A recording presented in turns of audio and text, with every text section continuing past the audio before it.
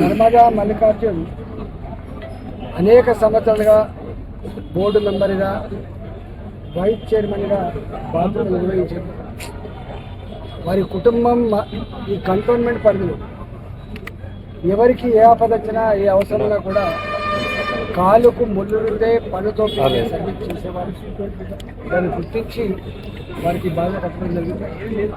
గతంలో cantonment board మెంబర్గా రామకృష్ణ గారిని గతంలో నామినేట్ చేయడం జరిగింది. కేంద్ర ప్రభుత్వ ఆధ్వర్యంలో రక్షణ శాఖ నాయకత్వంలో ఈ కంటోన్మెంట్లో ఏ మార్పులు జరగాలన్నా ఏ అభివృద్ధి జరగాలన్నా కూడా వారి నాయకత్వం ఉంది. కాబట్టి నేను కొత్తగా ఎంపీ అయిన తర్వాత ఈ కంటోన్మెంట్ని అన్ని రకాల అభివృద్ధి చేయడంలో కంటోన్మెంట్ పాలక మండలితో పాటుగా నేను కూడా అన్ని రకాల తోడుగా ఉంది సహాయ రాబోయే కాలంలో ఎప్పుడు ఎన్నికలు వచ్చినా కూడా కంటోన్మెంట్ బోర్డు మీద Bharatiya Janata party nominate member ప్రమాణ స్వీకారం ఒక ఎంపీ ఎమ్మెల్యే ప్రమాణ స్వీకారం తలపిస్తుంది.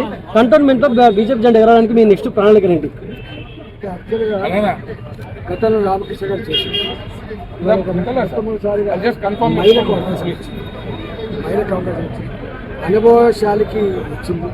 డెఫినెట్గా కంటోన్మెంట్లో నామినేట్ పదవి వచ్చిన తర్వాత ఎంపీగా నేను ఉన్నా కాబట్టి కేంద్రంలో మా ప్రభుత్వం ఉంది కాబట్టి అభివృద్ధి చెందడానికి ఆస్కారం ఉందని చెప్పి విశ్వాసంలో ఉంది కాబట్టి ఇంత గొప్పది.